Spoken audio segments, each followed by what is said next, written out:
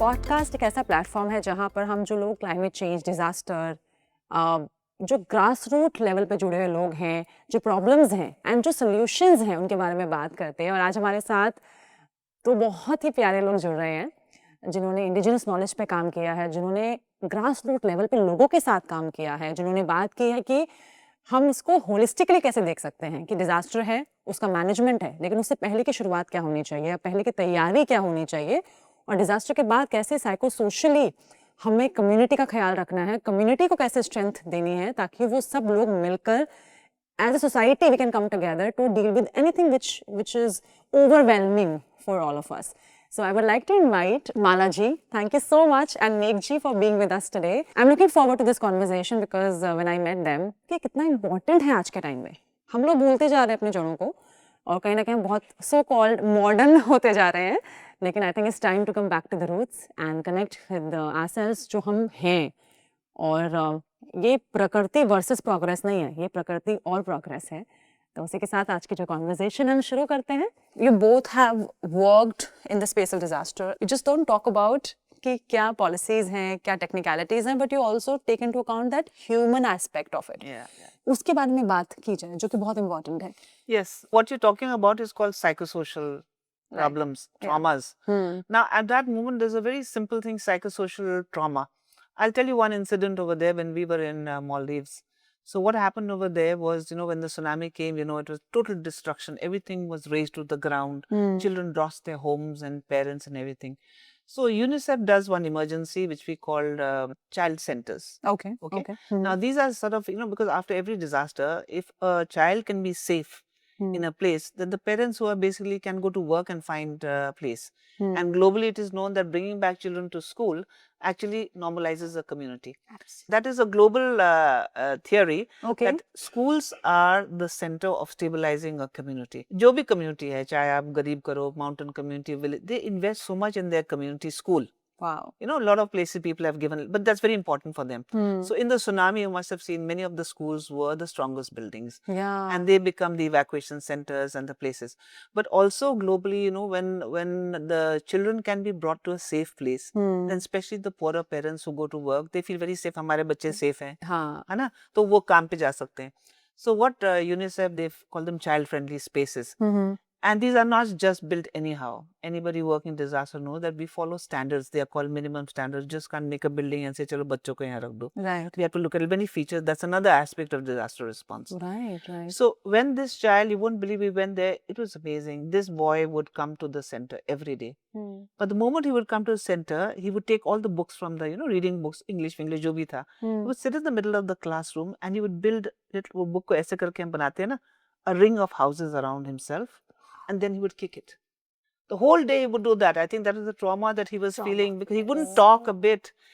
Build karta tha. So maybe reliving the experience which he was just about 6-7 years old ka child, Right. So this is some of the trauma, and people like us we are called humanitarian responders, we have to be trained. Not everybody is trained to handle psychosocial stress. Right. वो हमारे ऊपर भी होता है, but people never think that we also get affected. And another, this is in a time of tsunami, but after conflict, at the moment, incidentally, my work is I'm an interpreter for the American courts under the Defense-Based Act. Right. So I'm interpreting for the victims of the Afghan war. Oh. And that is the real stress, which is called post-traumatic syndrome. Yes. Of PTSD. Big men, PTSD of mature men who've been army, who've been armed guard, who've been security, who's been a cook, who's been a driver. So under that, when you hear their stories, really these men are shaken. PTSD has shaken them, destroyed their family lives. They have not recovered for so many years. So the compensation they can get, fine, but that doesn't actually, compensate for what the trauma they have gone to. So then you realize that, okay, trauma is something which has to be handled very differently. But it's very different, but it's very difficult also for people to recover from that trauma after a disaster. Whether it's children, whether it's men, women, And so, I mean, these are the situations. I'm not saying we can reform everything. But what these institutional bodies and policies have to invest on that, I'm just saying, is bring it down to the people. Yeah, bring it down to the people. So true. Amala ji, you have worked in that space a lot with people, and I think you are someone who integrates everything. The knowledge, the logistic, the technicalities, and spirituality also, and the impact of everything. So I would like to hear from you कि आपका क्या experience रहा है अभी तक considering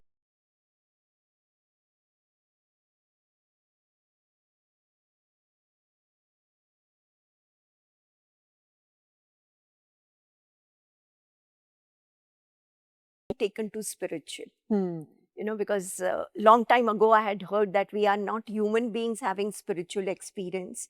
We are spiritual beings having a human experience. And disaster is, I think, one event yeah which shakes us up at one level, but also pushes us upward, right right? To be more humane, to be more compassionate, to understand nature, right? And I think, why the climate change is here, it's Anthropocene for sure. It's our human limitation that we have created this climate change. Yeah, and we have to take हमने responsibility for हमने that. किया है कोई और आके नहीं करके Right? गया है And this is where the indigenous knowledge systems come in. So pandemics and disasters have been happening many times over the millennia, right? I mean, Right. we experienced first time, but they have been happening many times over millennia. right Our problem is we have not learned our lessons from them. exactly that's Right? where we are Repeating So- the same mistakes. Same mistakes. yeah So in this chapter in Ayurveda, it very clearly says that we are here at pandemic times, what the management people call the VUCA time or the pandemic times. Why did that happen? Any disaster. I've just come back from IIT Mandi and I went to the Parashar Rishi ashram, and on the way there and on the way back, that Dharali devastation we could see, and it is much more than what the television showed. Yeah, it's oh It's very traumatic to even go through that terrain now, right? And then you go back to this indigenous framework, which says that climate change happened at 4 levels: Vayu, Jal, Desh, Kal, right right? And we have been experiencing it, but we have not learned the lessons. So Vayu pe atak jata tha climate change, but we allowed it to go to Jal. Jal pe atak jata tha, but we allowed it to go to Desh, Bhumi. Bhumi land yeah And then we allowed it to happen in the time. That's why we talk of Vikrut time, right? We know the weathers have changed, Yeah, oh yes right? big time. There is monsoon and winter, and there is they're just colliding together absolutely. And why does that happen? And very beautifully, this Ayurveda text says that happens because of individual greed. oh At individual level, businesses at social level, this is where communities can play a great role. And even at governance level, where the policy comes in, right? And we all are seeing that. And in our indigenous cultures, whenever we start anything auspicious, we write the words Shubha, Labha, yes right? So the Labha we get or the profit we get has to be Shubha, exactly which means auspicious. And this is the wisdom, as she rightly said, that communities hold, that women hold. The greed, unless the greed is eradicated from human psyche, and that can only happen by being dharmic. And by being dharmic, I don't mean being religious or duty bound. Unfortunately, these are very limiting understanding right of the word dharma. yeah Dharayati iti dharma. One that holds you, one that sustains you is dharma. Yeah. And in India and even Asia Pacific, what we see is women who have been holders of parampara and dharma, right of knowledge. of knowledge, of the knowledge of the land, of knowledge of the nature. right so true I'm very surprised that birds and animals are not looked into. When tsunami happened, when cloudburst happened, birds had seen the first signs of flying heter-scatter. oh Animals had And been all gone to shouting. the Yeah. and they gone to the hills. No animals died, and then there's an indigenous group called the Jarao. They are still supposed to be headhunters, and they're a protected people. They all had escaped to the hills. So they never died in the tsunami. So what she talks about indigenous knowledge, I fully agree with you because I'm an indigenous person. I'm a Rai from Eastern Nepal. And we don't call our religion. So somebody asked me, are you Hindu? I said, no. Are you a Christian? No. Are you a Buddhist? No. So I said, no, I'm an animist. Okay. Because we don't call it religion also, we call it cosmo religion. It's not to do with Devi Devata and all that. We believe in that Mother Nature.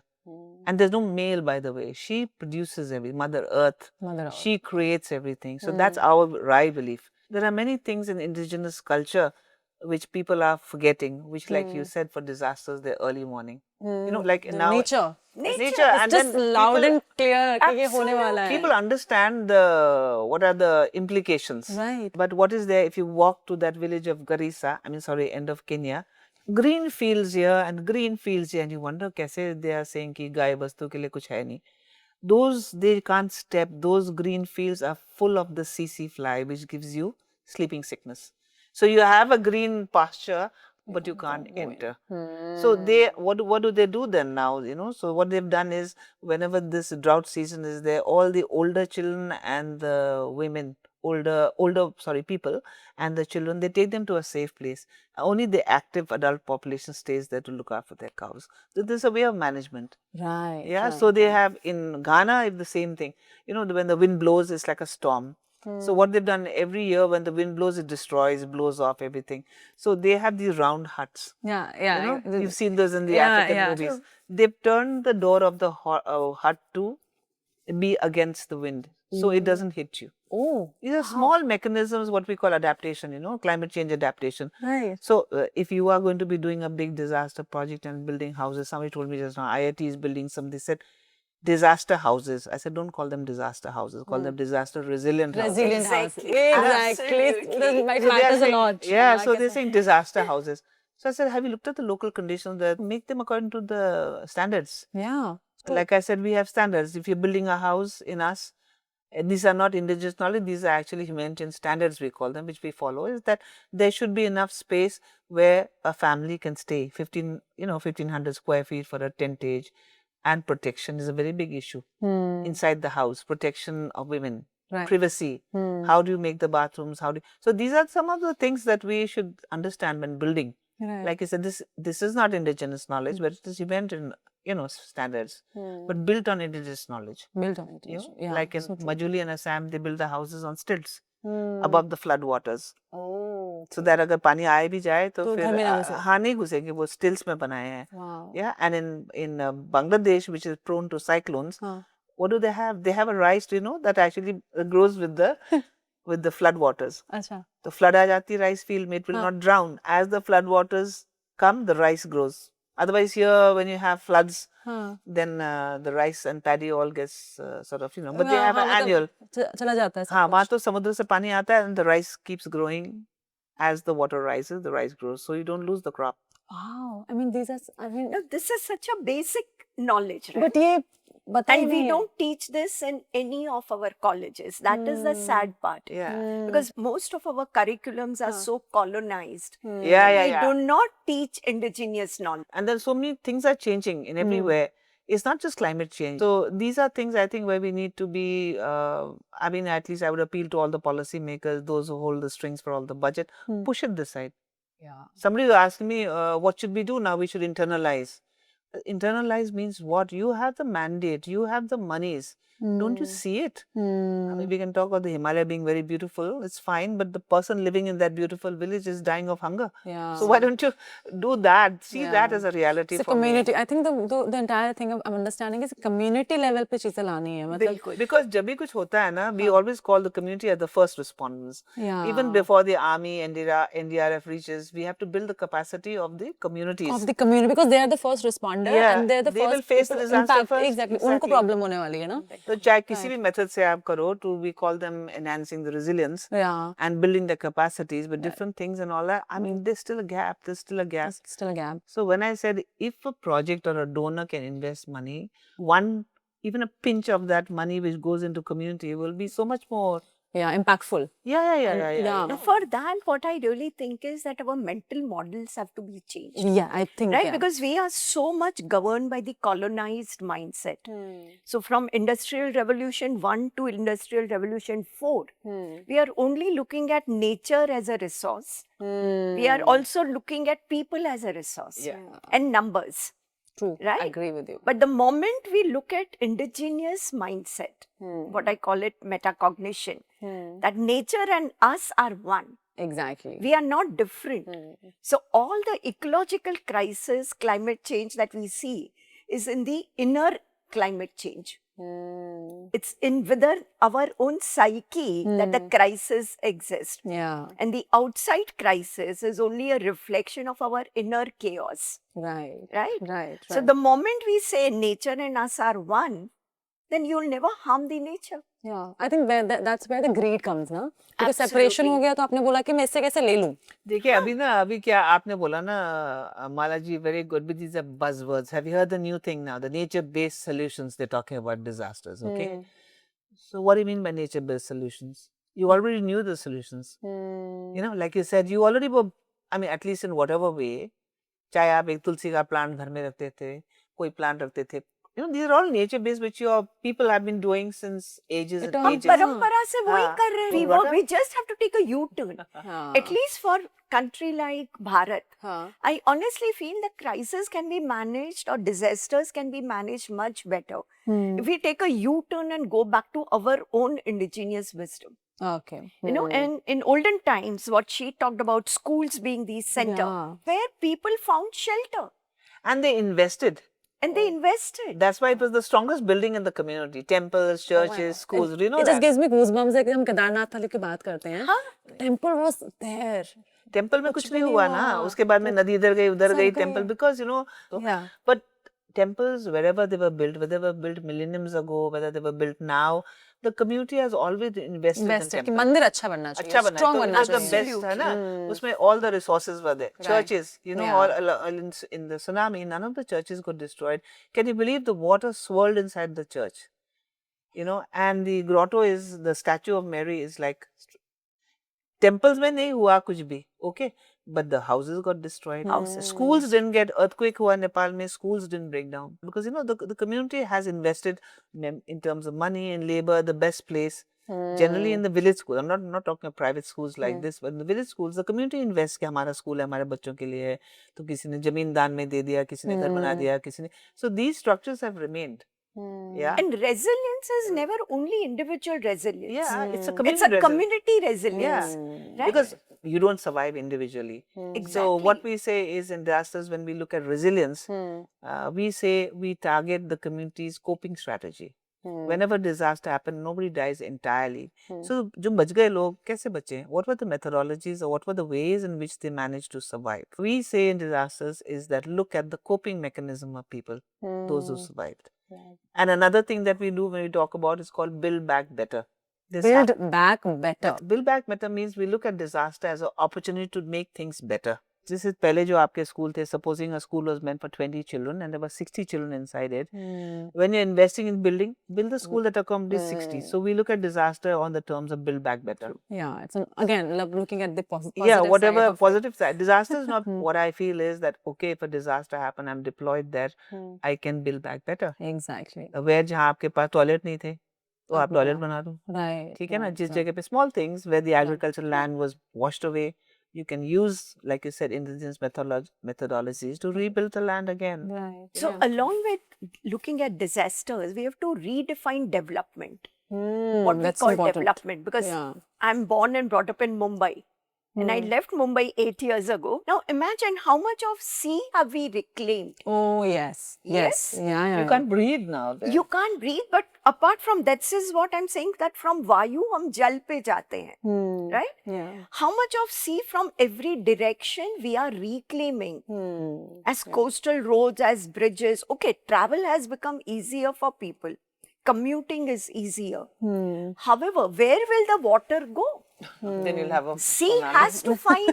People are not looking at why is tsunami happening. The ocean will reclaim back. Because आपने इतना सारा sea reclaim किया है.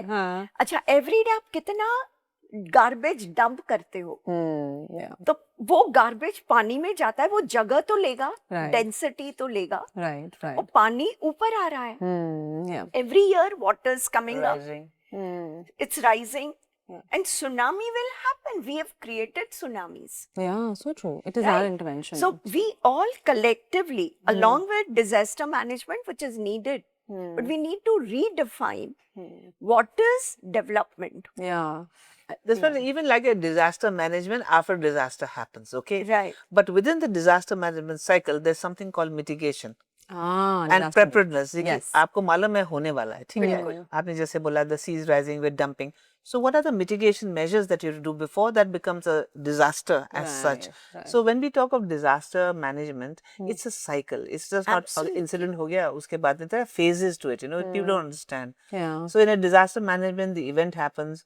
The first 3 months we call the emergency phase. Then we call the rehabilitation. We call the reintegration. Then we call it the mitigation, and we call the preparedness. So that's the DRM cycle. Right. Here people are just talking, okay, हो गया and prepare करेंगे. अरे prepare तुम करोगे जब तुम identify तो करोगे hazard क्या है. Exactly. नहीं, अगर आप hazard नहीं करोगे तो वो तो disaster होगा. फिर हम जाएंगे disaster में कुछ करने के लिए. That's not It's a the never-ending issue. cycle. Yeah. It's a never-ending cycle. Exactly. True. You So know, which true. is something which one has to understand. That prevention, I don't And know. for prevention, redefining what we call development, because I always laughed when they said smart cities, right? We are all building smart cities. Yeah. And I personally believe that we need wise villages. Wise villages. Wow. So You know, true. one thing where that happened during the pandemic time, one thing very good happened is a lot of my own students from various universities or young professionals, they went back home. Yeah. From metros, they went back home to their smaller towns, villages. Many of them went back to agriculture. They began to appreciate Little small joys in life. I still remember one of the persons in Maharashtra who is from agriculture but was working in Delhi. When he went back, he wrote to me that Malaji, now we are going back to barter system. I don't need money in the village. in the village. Can we revive these traditional indigenous ways of... So a disaster has to be seen in a life cycle. Not as something very. Not as something One-off. which separate has object. happened. Yeah. Subject. Oh, yeah, exactly. Is that so? Now, what is the remedy? But because the village is not conducive to older people, and especially in the villages where young people are leaving and going, it's only the old parents who are there with all the farmlands, all the beauty, all what. How much can they appreciate? Yeah. And You how know, is the do also physically? The way we want communities to take charge, we also want community living to happen a reality. Yeah. Especially for 60 plus people, as she rightly said, your children are away, right? Yeah. In a village, if you have your own house, it's very difficult to maintain. Everyone takes care of each other. Then you also have support staff, you have ecosystem. Yeah. And creating these ecosystems are very important. Very important. Health is another Is it very issue important, connected yeah. with disaster management, Yeah, right? yeah. And aging. Aging, nothing, loneliness. So loneliness. One and big it dementia, cause of absolutely dementia. gets into a mental health issue. Yeah. But when you revive communities and when we revive community living, like today I have like 15 grandchildren in the community living. Wow. So I have people from different countries. You meet who also come- with different cultures. and all that, you know. Yeah, so true. Wow. I mean, this is so heartwarming to hear all these experiences, your knowledge. Yeah. Ultimately, what are we looking at is that the land needs to flourish. Yeah. And know- वो community ही कर सकती है. Also, and they so you have these Gurung villages now, which they have made it as homestays. So you can go and stay there. You eat the type of their food they cook, stay in their houses, watch their culture. Even that's a little eye opener for people who come from outside. If Right. it's not long stay, I mean they do have their problems, but Problems. we're looking at what is that social network that they have, the safety the networks that connection. they have, which is sort of missing in urban life. Yeah, so true, so true.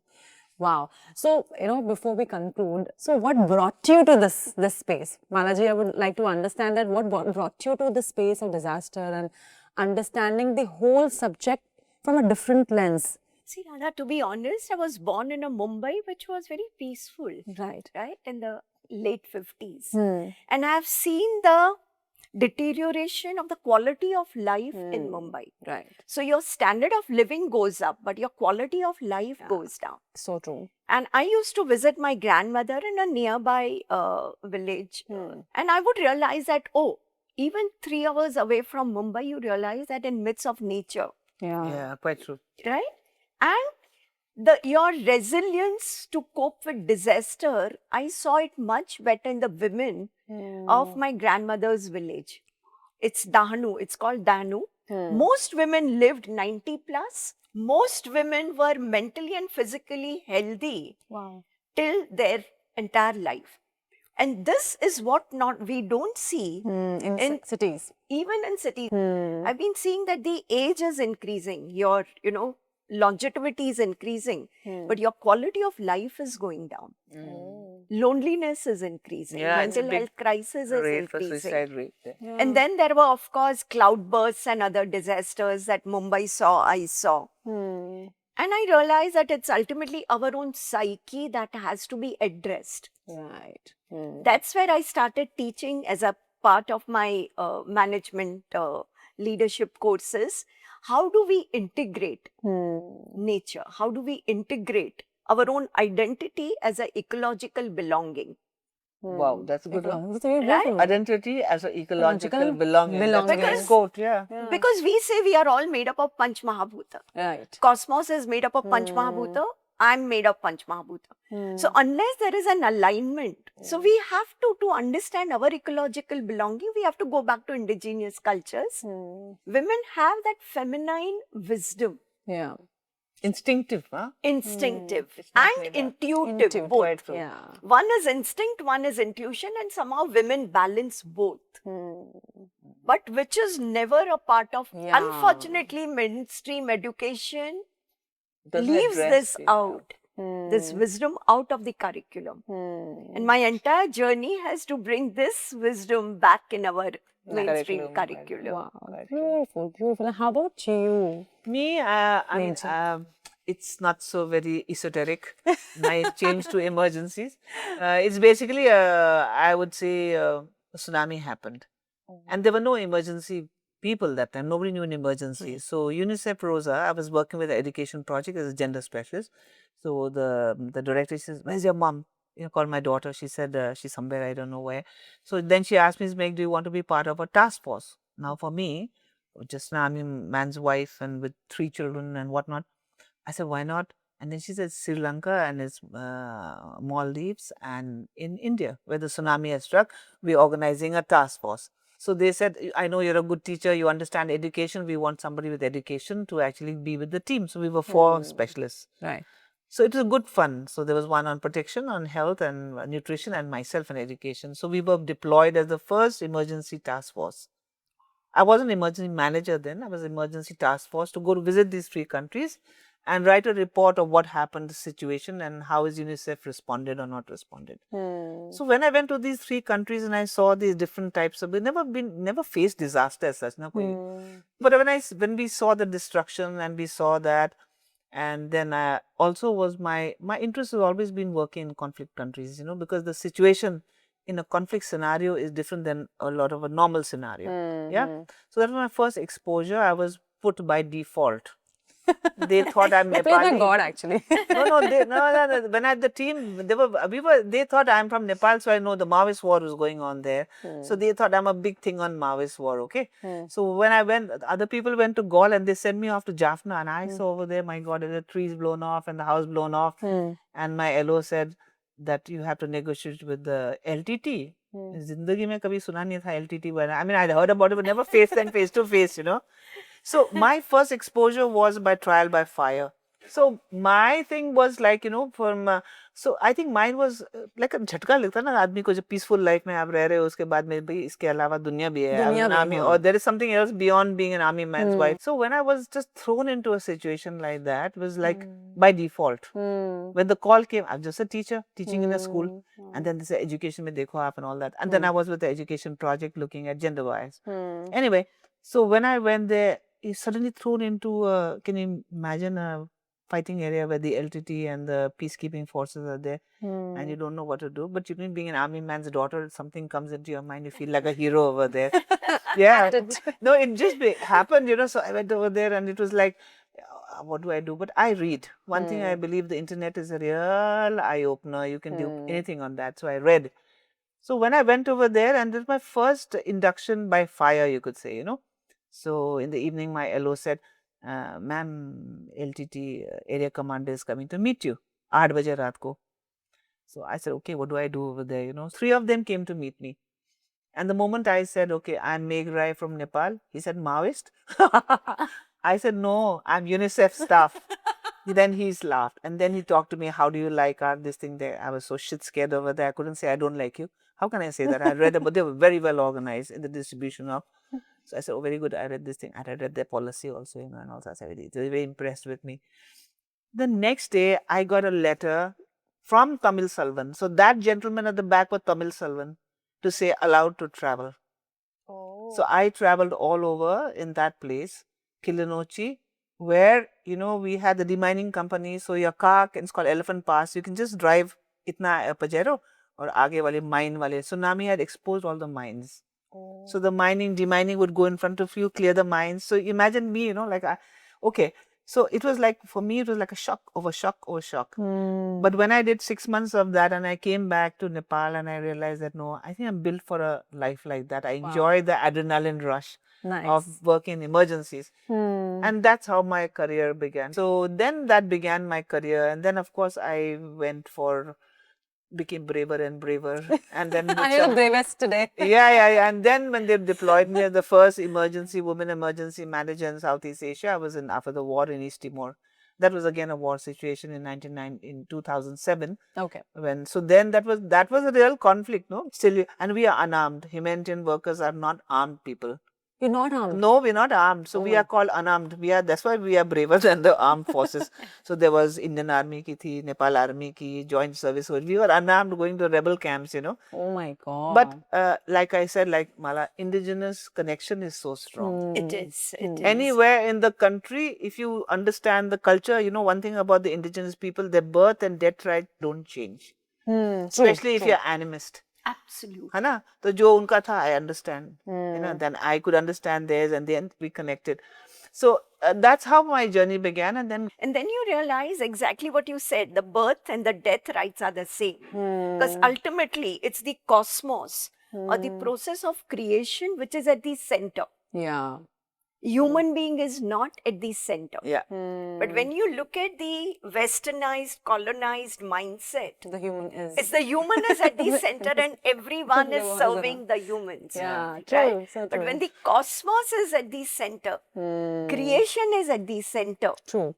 then we align with the cosmos. Yeah. quite true. Yeah, so true. Our indigenous culture is mostly oral language. It's not so much written. Yeah. Exactly. Yeah, it's है ना? verbal. And a verb, a very difficult documented now. But if you do read, I mean, the oral languages, they are a whole knowledge encyclopedia of how to conserve the biodiversity. Yeah? Everything was Yeah. sacred. A plant is sacred, a mountain is sacred, a river is sacred. Yeah, and we मतलब पूजा करते हैं हम लोग. No, and therefore you cannot pollute it, na? हाँ, exactly. See, now हमारे यहाँ क्या हो रहा है कि we have become, I think most Indians have become multiple personality. हम sacredness की बात करते हैं, but our businesses are not reflecting Not that aligned. sacredness. So true. So Because true. our education is not reflecting the sacredness. Yeah. Our education has become secular. I mean, I'm just so, you know, feeling so warm. I think, you know, the amount of sharing जो आपने आज की है और Thank you. बिल्कुल एक अलग perspective दिया है जो हम डिजास्टर को देखते हैं. Disaster is like this big thing, but actually coming to the way of life, how we can be more mindful of how we live our life as humans, so that it is in alignment with the nature. And I'm so grateful that both of you chose to be here. Thank you so on much. the Voice of Resilience podcast. Or we will see you in the next podcast, The Voice of Resilience, with more voices from this space. Thank you.